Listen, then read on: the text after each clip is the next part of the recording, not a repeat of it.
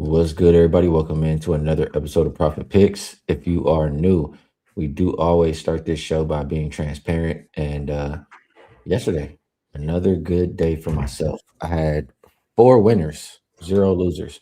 Went with my $5 play was TCU plus 8.5. They ended up winning outright. Also was on UCLA late night winner right there. Pretty easy the whole game. Magic minus 15.5, and then Knicks and Raptors under 222.5. So 4-0 sweep for myself. Do my best to try to keep it going here today. Vino, good to be back with you. How's everything for you? Things are good, Skee. Only 1-0 in the NBA yesterday. The Miami Heat team total against Brooklyn got there pretty much easily. There was a little span in the at the end of the third quarter or near the end of the third quarter where I thought they were going to stop scoring, but they picked it right back up. And then college was really good. College was 4-1 overall, so it was a 5-1 day. We'll take that huge plus and move on to today's stuff, which it's so busy now. My goodness, with these college conference tournaments and then the regular college and this NBA. Lot to look at, Ski. Definitely a lot to look at. I'm taking my sweet time trying to just pick the right one, man. I don't want to jump too early. It's NBA. You jump too early, you can liable to blow up and hate your bet by by the afternoon. So all right, let's talk about them. We got six games. We'll start with OKC and New York. Opened up minus 3.5. Looks like 4 or 4.5 now total. Not far from the opener. It was 222.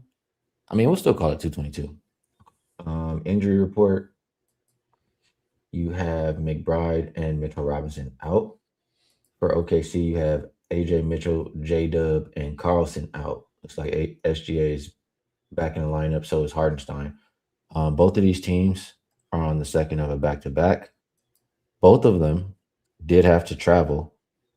Um, I'd like to think that the offense suffers in this spot, but then again, you do have a fresher SGA, fresher Hardenstein too. It's tough. Very, very tough here, Vino. What are you thinking, Knicks and Thunder? I feel like the Thunder maybe had a little bit of a look ahead toward this game, just the way they handled SGA by waiting for this. Probably felt like they could win last night without the full complement of players and looking a little forward to this. Where New York put in a pretty solid effort against Toronto. My lean yesterday was toward the Toronto side, but New York owns them at this point in time. That's 12 in a row straight up. That's 4-0 this season against Toronto. Um, the Pirtle in the middle didn't make a difference whatsoever against New York. They just were the better team. You got pretty good games out of the guard, the backcourt of Barrett and Quickly, but other than that, not much. So I think New York put a lot of effort into yesterday. We know they play better at home than they do on the road, but I still have my reservations, even though they did beat, there's a couple now, right? The Knicks were at home and they were trailing Houston huge in the second half and had a miraculous fourth quarter to win that game. And then they beat San Antonio pretty good the other night. So I don't want to sell the Knicks totally short against elite competition, but I still have my doubts about them against elite competition, especially elite competition from the West, which I consider OKC to be. The other Jalen Williams has been playing very well with extended minutes and points and rebounds last night, double once again. OKC just has these waves of players, which I don't know that the Knicks have at this point in time. So to me, Ski, I think it sets up a little bit better for the Oklahoma City side. Like I said, I think that they took yesterday, I don't want to say non-serious, but I think their eyes were pointed on this game where the Knicks may have been pointed a little more towards the Toronto game last night. Not that they wouldn't want to show up here. I just think if they both show up, Oklahoma City's a better squad. Real quick check of the minutes last night. I mean, OKC, nobody played a bunch. Chet played 26 minutes. That's about it. So Lou Dort only played 27 and a half. I like OKC in this spot. It makes sense. It definitely makes sense to take OKC. I'll think about it a little bit more. They do have a couple guys who should still be fresher there. Floor does seem like a discount. Um, yeah, Brian, I'm not thinking about it. You know, I haven't done it yet just because it doesn't look like it's moving. But I will be there. I will be there. Absolutely. Next game, Hornets and Celtics opened up -6. Looks like 6.5 or 7. Total came actually no. Two well, yeah. Open 215.5. Came down. I'm seeing it as low as 214, but I see a shop at 215.5 too. It probably is heading back up now. It's almost what it's looking like there. For Charlotte, Salawan and Williams both out. Tatum out for the Celtics team. I mean, both of these teams. No, no, no. I'm sorry. The Hornets played last night. The Hornets have to travel. The Celtics did not play last night, but it is the Celtics' third game in 4 nights here, even though they have the rest advantage. So, Vino, I do have to say, it looks like they're begging you to go take the Hornets. This number, and I don't like it. I mean, this is a Hornets team that has covered every game post All Star break. A Hornets team that's probably playing the best basketball in the NBA right now, and they're giving you. I mean, I know they're on a back to back, but they're giving you 6.5 points here. I mean, they have been good in this role all year. They've been good in this role last year. What do you think about Hornets and Celtics? Yeah, they've been good in every role this year. I think this morning when I checked, they are now the best point spread team in the NBA, 39-23 against the spread. It's the Hornets. You could call it the best point spread team. You could call it the most undervalued team. Maybe odds makers still haven't caught up to the Charlotte side. I remember the other night we were talking, they were laying one of the biggest numbers, if not the biggest number they've laid all season against Dallas, and they won by 27. They're just out there smacking people. Guess that was last night. But the problem I have here, Skee, with this one is just Boston's defense has been so good.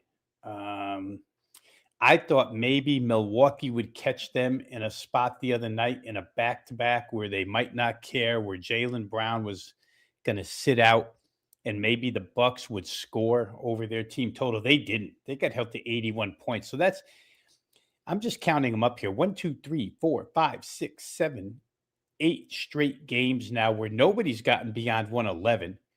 Only 3 of those 8 has anybody gotten to 110. Most of these are just low scoring games. Charlotte's been dynamic offensively, and they've got a lot of weaponry.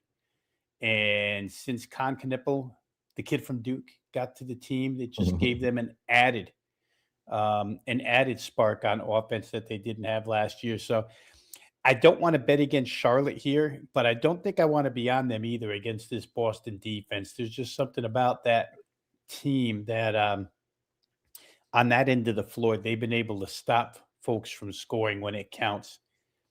The opposition hasn't been bad either. You know, sometimes we have these trends where teams are playing pretty well, and then we look at the opponents and we say, well, that team's trash. But still, and these are good offenses, the Lakers, Denver, Philly, even though it was without Embiid. Bucks in a back-to-back situation. I don't know. I'd be afraid to go either way here. I do think under could have a little bit of wiggle room here, just based on Boston's defense. And you're right, this game is heading back upward because I see almost all shops, and I see the stray you're talking about at 215.5. So a little bit, it went down, coming back up a little bit. Yeah, I'm looking at looking at a couple things here. The Hornets on a back to back are 9-4 to the under. Hornets at a rest disadvantage, 10-2 to the under. Celtics have been an under team all year. I mean, 39-22 to the under. It is low, but probably low for a reason there. Next game, Jazz and 76ers. This one opened up -9.5. Looks like 8 right now. Total open 241.5 down to 238. Injuries. You have Markkinen rolled out for Utah. Broom, VJ Edgecombe, Embiid, Oubre, Paul George, all out for this Philly team. Looking at the situationals, I mean, I do know the Sixers played last night. So second of a back to back for them, third and fourth. The Jazz, I believe, do play tomorrow. Double check that here. Yes, they play the Wizards tomorrow. So front end of a back to back for them, but they do have the rest advantage in this game. I would think that I disagree. I disagree a little bit with the total coming down. I understand you're going to miss some points, for that Philly side, but neither one of these defenses is good. I mean, it's not the most paint protection for either one of them.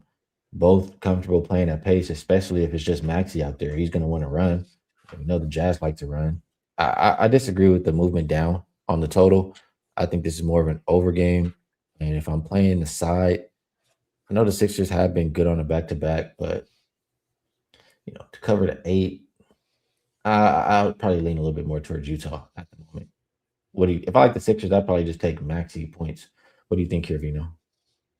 Yeah, I like your first thought. I mean, my first inclination was to buck the move on the total and play it over. Even though, VJ Edgecombe took a pretty serious fall last night. And it was weird because he was just getting up a shot from beyond the arc as time ran out in the first half, got hit from behind a little bit and fell on his back awkward. Never played again in the second half.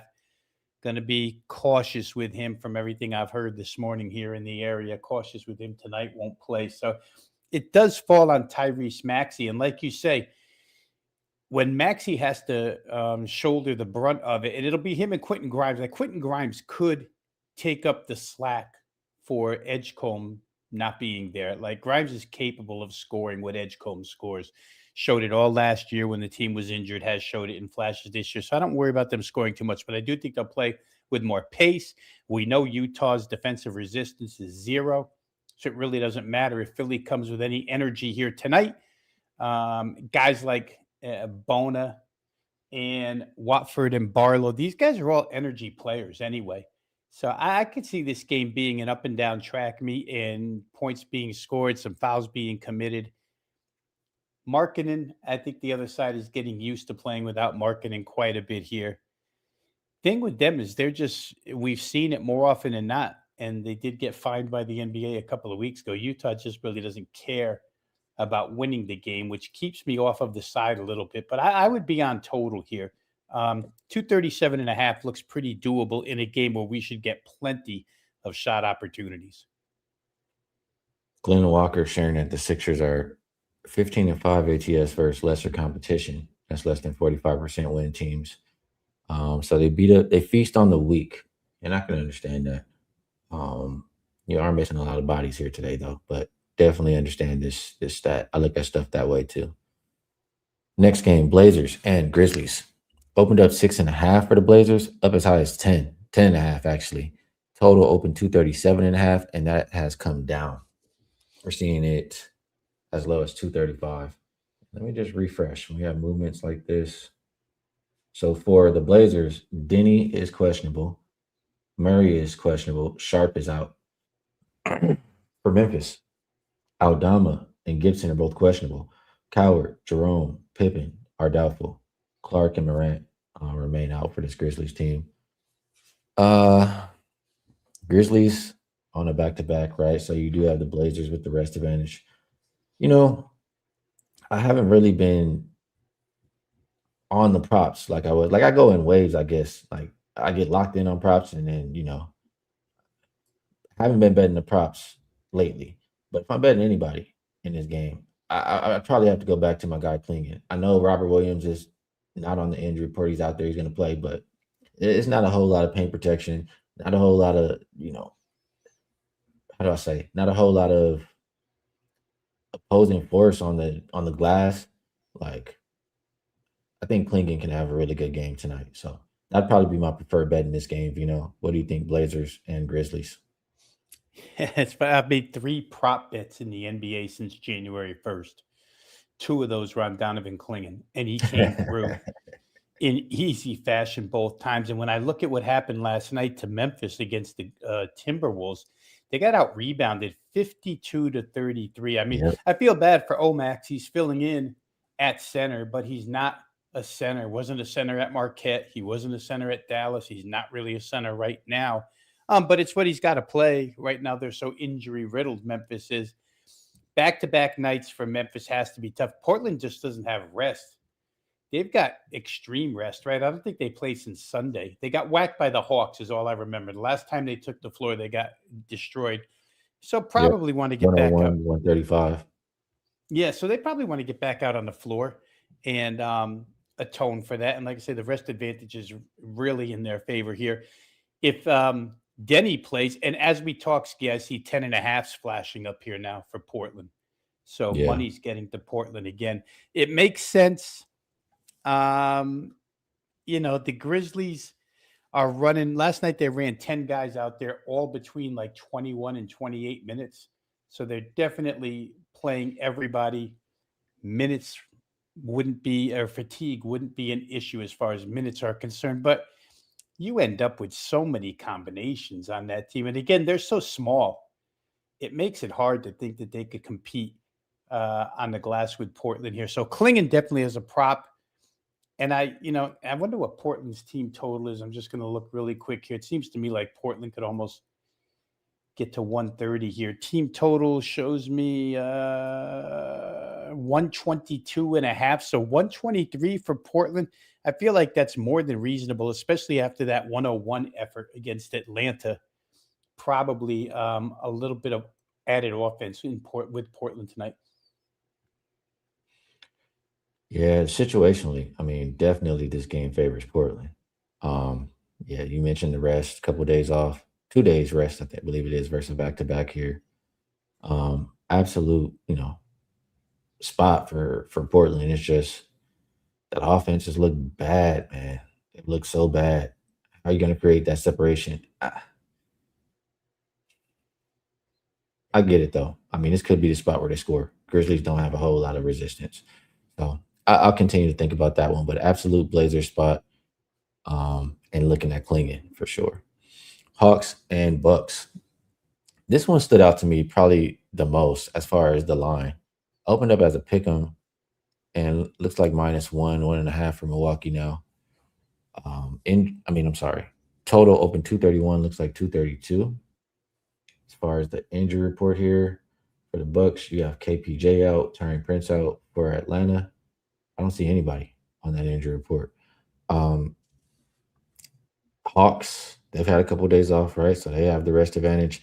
Bucks are playing their third game in 4 nights. Giannis is back. They are coming off of a loss. I don't know. My first thought was, we saw the last game, the Bucks with Giannis back. It might take some time for him and them to start looking, maybe like how they were earlier in the year. Um, and this Hawks team, I feel like they've looked pretty good, especially since Kaminga's started to play. It seems like they're motivated every single night to go out there and play.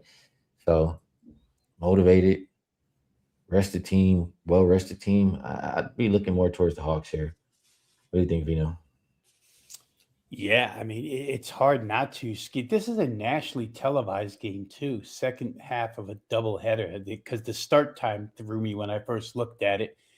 Not normal for Milwaukee to start a game at home at 9:40 Eastern, but it's for TV, so everybody will be on display here. But the Hawks, let's just talk about them for a minute because it's not too long ago where I was like, I want to have the Hawks start to prove to me that all those acquisitions they made at the All-Star break are going to pan out here. And you're right. The one game, the first game Jonathan Kuminga came back, things started to change for the Hawks.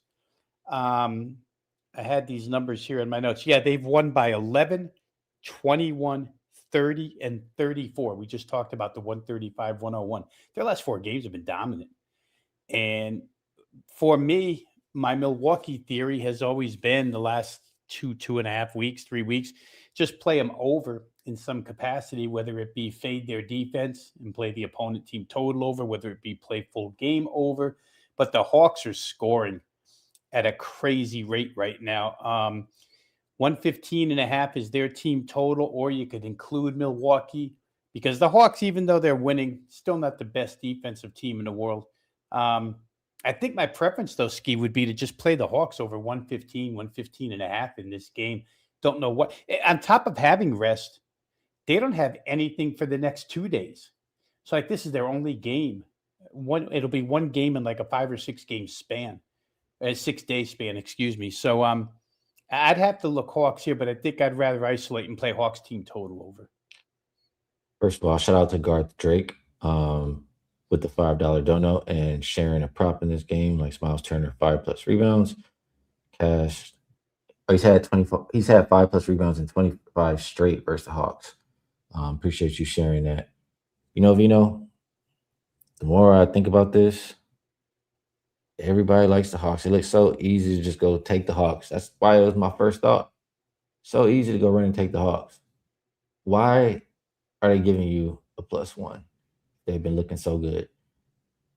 I look a little closer right now, and to what you said, the Bucks have 2 days off after this as well.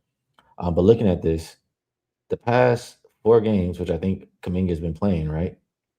The Hawks have won all of them, but they played Nets, Wizards, Blazers. I mean, that's the poor of the poor, if I ever seen it. The Bucks, they get Giannis back. They play the Celtics, who've been one of the hottest teams in the NBA. They don't look good. They come back now. They don't have to travel. Could be just, it could be Bucks are favored for a reason. The more I think about it, what do you think about what I'm saying here, Vino? I can't disagree with it at all. It makes perfect sense. I mean, the Bucks do fit into that bottom of the barrel category, but with Giannis back, maybe second game back, maybe this is where they snap out of it a little bit. The Giannis is still interested in winning, and the Bucks actually had won a couple of games up until the last two. It looked like, I'm not going to say Rivers was coaching better. He might think he was coaching better, but they were winning. And I was complimenting the backcourt and the scoring and the addition of Cam Thomas. And it's why I like overs in these games. In my case, it could be, and I said this earlier, it could be that I should maybe not exclude the Bucks and just play full game over. If in fact Giannis in his second game back is more productive. The 81 against the Celtics, you also make a good point. That's, one of the best defenses out there. Atlanta doesn't have that type of defense. So, maybe for the spotlight, Milwaukee revs it up a little bit and scores offensively. I expected it the other night. I probably should expect it here tonight. We need a graphic, Skee. We need one graphic where there's just a building on fire, so you can put it up every time you want to rescue people from walking into that burning building, which would be the Hawks tonight. If you're walking into that building with the Hawks, maybe you want to just grab a hand and get pulled out of there. Yeah, I don't know about it. I'm just, I get that feeling. I don't think I'm going to be on the Hawks tonight. I'm pretty sure I'm not. It's going to be the Bucks or staying away from that game. That's what's making sense to me. All right, next game and last game on the slate, we have Pacers and Clippers. Opened up 12.5 for the Clippers. Now we'll call it 12.5 still. Total did go up from 224.5 as high as 227.5. For the Pacers, Nembhard, Neesmith, Siakam, and they're all questionable. Obi Toppin is probable, and there will be no Zubac. For the Clippers, I just see Collins out. Yeah, this is, I'm really not interested in the Clippers minus 13. I get how bad the Pacers have looked and they're banged up, but, if I'm playing this one, if I'm even thinking about 13 points, I'd almost rather just take the over. But I'd absolutely want some of these guys to play for the Pacers side. And I think with the total going up, they're saying that you're probably going to get at least 2 out of the 3 questionables. So lean towards the over with the market. Do you agree? I do, to an extent. I played this game. It's the only game that I actually bet so far, but I'm going to give Ty Lue the benefit of the doubt here. I talked about it earlier this week, how he said they were going to transform the way that they play when they went and got Darius Garland. Now, Darius Garland has played a game now. This will be his second game, I think. And their team total, Skee, is 120 against an Indiana team that in their last 5 games gave up 131 to Washington, 135 to Philly, 133 to Charlotte, 125 to Memphis. That's 5 straight games of at least 125 points given up to, if I take Philly out of the equation, four teams playing for, no, excuse me, I have to take Charlotte out of the equation because Philly didn't have Embiid. You got 3 lottery teams in Philly without Embiid, but they're just giving up points way too easy. And if LA chooses to increase pace here, like Ty Lue says they're going to with Garland, now with Garland back second game, I think 120 is too soft. I played it over already, team total. I didn't want to count on Indiana to help out. Maybe I can, maybe I can't, but I think the Clippers, like I said, I'm going to give Ty Lue the benefit of the doubt, take him at his word that they're going to get to it a little bit with pace the rest of the way out with Garland at the head. All right, good stuff. I'm pretty sure I would not be involved in that game, so I'm not even going to waste anybody's time talking about it further. That is the NBA card for today. So I think we did a pretty solid job here, Vino. I'm still slacking. You know, uh, I had to, work hard, play hard. Got to enjoy yourself sometimes. And I enjoyed myself yesterday. Slacking a little bit on the production side, I guess, today. So I'll just mention that we have what is it, 6 days or it's 3 days? You get 3 days free, Right. $69. So comes out to just a tiny bit over $10 per day if you want to be involved for a little bit of an extended period. Vino, I'm going to pass it to you. I ask you if there's anything else you'd like to promote. And if you have a best bet for the show, we'd love to hear it. If you don't, it's all good. I'll skip the promotion in favor of story time really quick here, Skee. Garth dropped into our chat here. Garth is a regular in the full court press chat room every morning with me and Adam. Really good college basketball mind, but he said something this morning that I had to take objection to, and you might too. And we were talking about some game, and Adam was scrolling the chat and posted Garth's comment, which was, like Joe Ranieri says, if it ain't broke, don't fix it. And I was like, wait a minute. There's no way I'm giving Ranieri credit for if it ain't No. broke. That guy gets enough credit for a lot of things, but you got to go back to when he was hosting with me and Hakeem. That if it ain't broke, don't fix it didn't come from Joe Ranieri. He joined in. The whole show was saying it. Even the producer, Robert Harris, would say it. But Right. I wasn't giving Ranieri no credit for that. That guy gets enough publicity. Never mind taking credit for that. That aside, I'll just leave the chat with my best bet for today, which is the very last game we talked about. Clippers team total over 120. Indiana, just a mash unit on defense. I've read you the totals they've given up the last 5 games. And LA, I do believe Ty Lue meant what he said with Garland now as his point guard. Going to run a little bit more, and they're at full strength here tonight. So give me the LA Clippers team total up and over 120 tonight is my best bet. Good stuff from Rob Veno. Um, I will just remind, I believe I'm now 52-35 in college basketball after 2 winners yesterday. NBA, I'm pretty sure we're up around somewhere around the 30 unit mark. And yeah, things are going well in both sports. If I'm not mistaken, should be up around 60 units on the hardwood so far this season.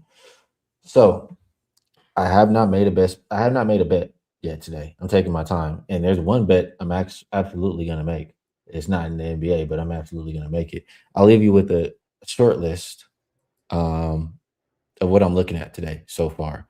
And I'll call it Utah Philly over. I'll call it Donovan Clingan points and rebounds, and the Bucks. Those are what catches my attention the most at the moment. So do a little bit more research, talk a little bit more things out, and eventually press that button. So good reason, go get the all access pass because you'll get the plays as soon as we release them. You don't have to wait for a package to be put up. All right. Think we did a good job here, Vino. I do always appreciate you taking the time to cap these games with me. Helps my process, and I'm sure it helps everybody else as well. Appreciate everybody in the chat. We're all just trying to help each other get to the window. So best of luck, everybody, on all your action, and we will catch you all tomorrow.